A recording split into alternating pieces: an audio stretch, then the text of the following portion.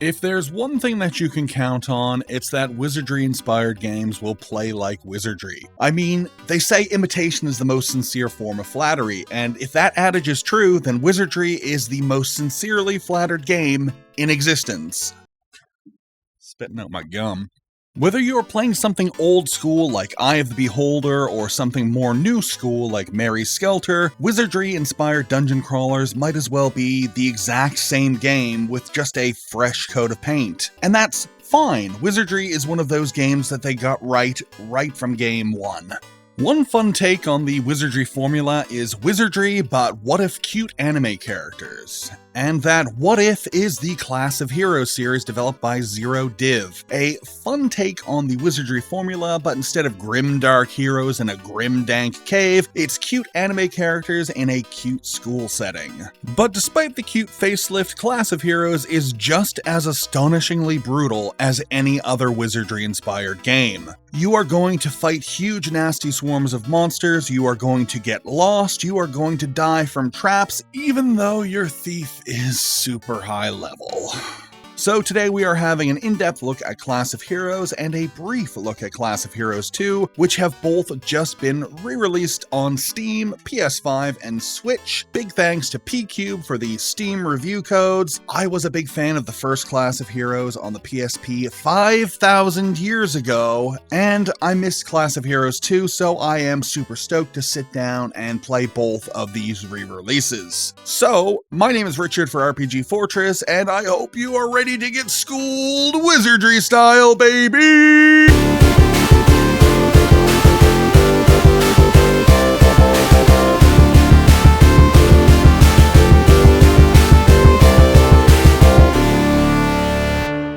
Class of Heroes has you starting off by enrolling in an academy for young heroes to learn the ins and outs of being a hero. That's right, you're getting trained to get in a dungeon and kill monsters for a living. Long how I have yearned to kill goblins and steal their gold as my day job.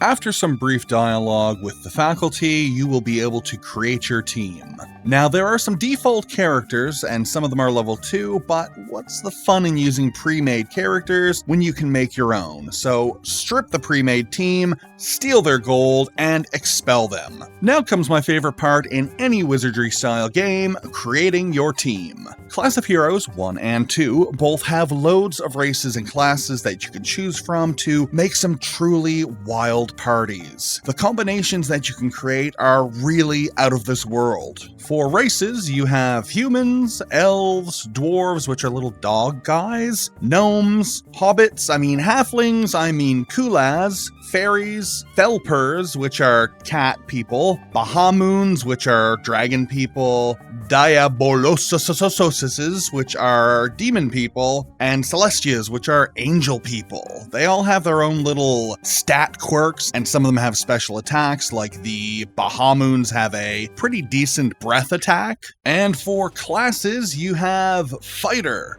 mage, priest, thief. Definitely bring a thief. There are lots of traps in this game. Bishop, summoner, ranger, alchemist, psionics, monks, samurai, valkyrie, lords, kunoichi, and ninjas.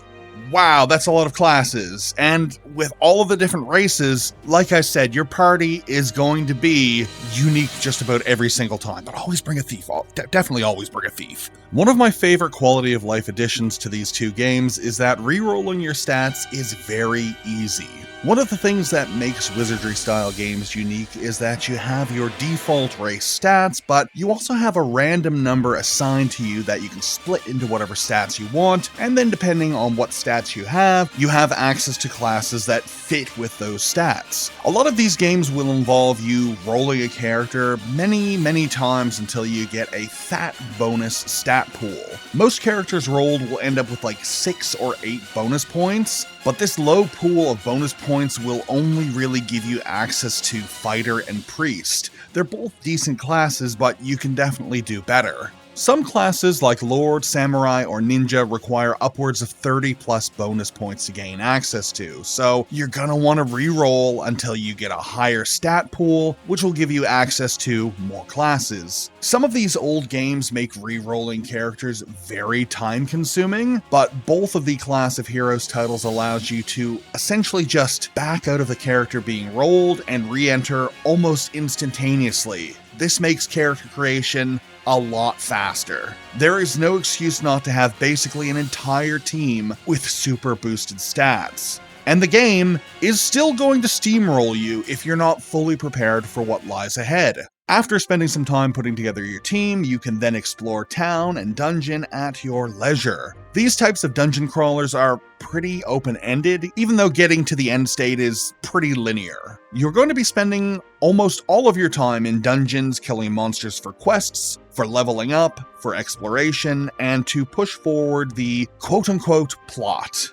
When I said wizardry likes were all very similar, this is exactly what I meant. Class of Heroes is just wizardry with a cute paint job. Not that there's anything wrong with that, because these two games they're very good wizardry likes. Class of Heroes is a little bit light on the story. Now, I'm not saying that there's none at all, but it definitely takes a backseat to the gameplay. What Class of Heroes has is some fun characters. These take the role of academy staff, the principal, teachers, the shop owner, the librarian. Basically, all of your amenities have a face to them. This is great because some of the more bland wizardry likes have very few names or faces. Quests help flesh out these characters and also the world. A lot of the quests involve going into the dungeon to collect an item or fight a monster, but they have some dialogue attached to them, giving the game a little bit of color. Like I said previously, dungeon crawlers more often than not focus on the dungeon crawling, with characters, world building, and plot playing second fiddle.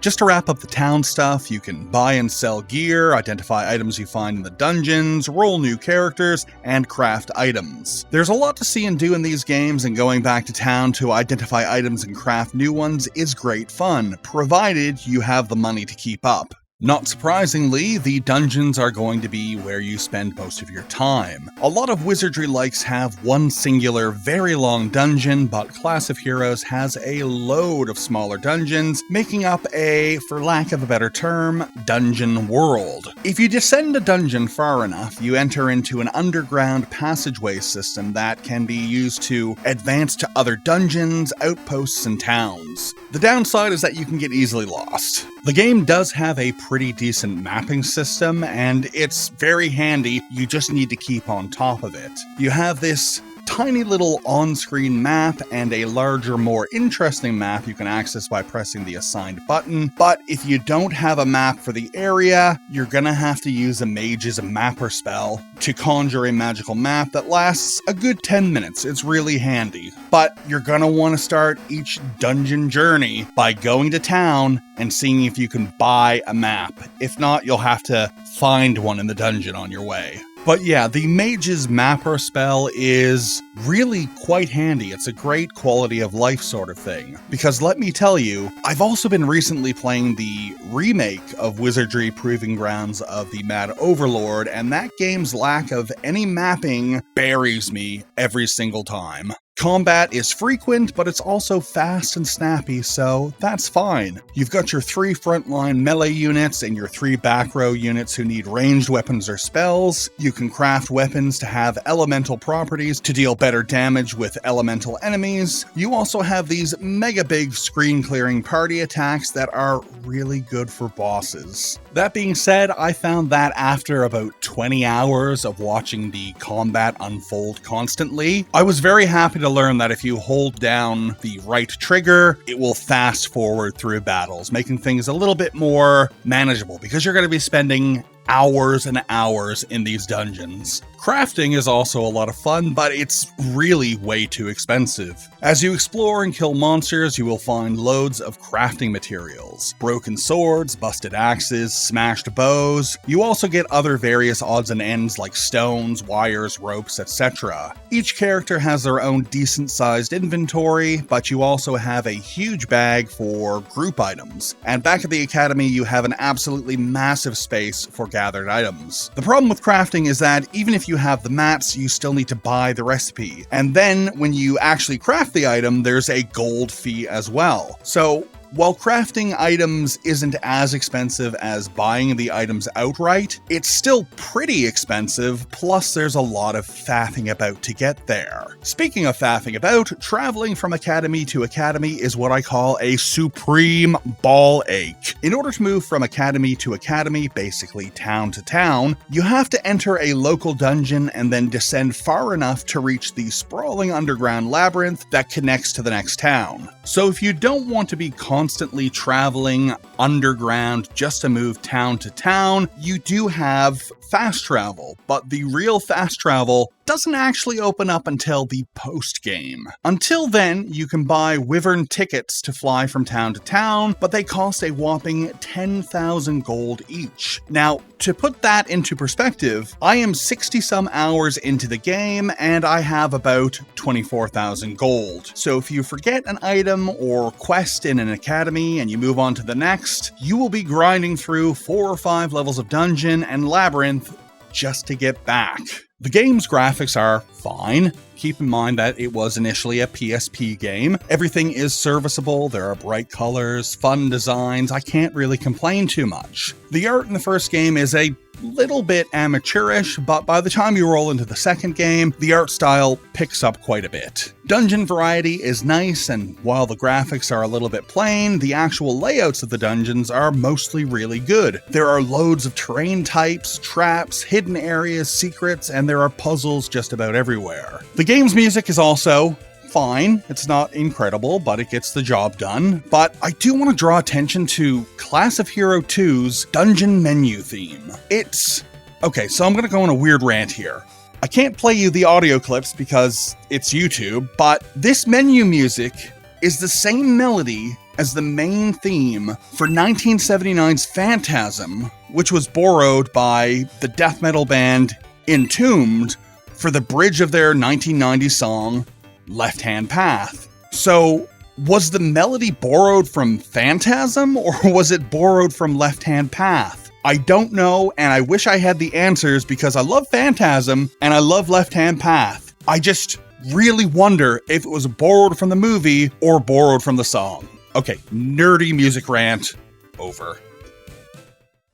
Class of Heroes is a great little dungeon crawler. Don't let the cutesy aesthetics fool you. This is a hardcore, complex, and deep dungeon crawler. You could easily replace the cute anime girls with classic wizardry art, and you'd just be playing a wizardry game. But I think that the anime aesthetics and the academy setting give it a unique style, which lets it sit along the Etrian Odyssey series. It's a bit goofy, it's a bit silly, it's a bit anime, but all of this adds to Class of Heroes being its own thing. Plus, there is just loads of content here. For this review, I've played for about 65 hours, but in the game stat screen, it says I'm only like 35% through the game. Holy shit. There's just loads of replay value with all of the dungeons, the races, the classes, and the quests.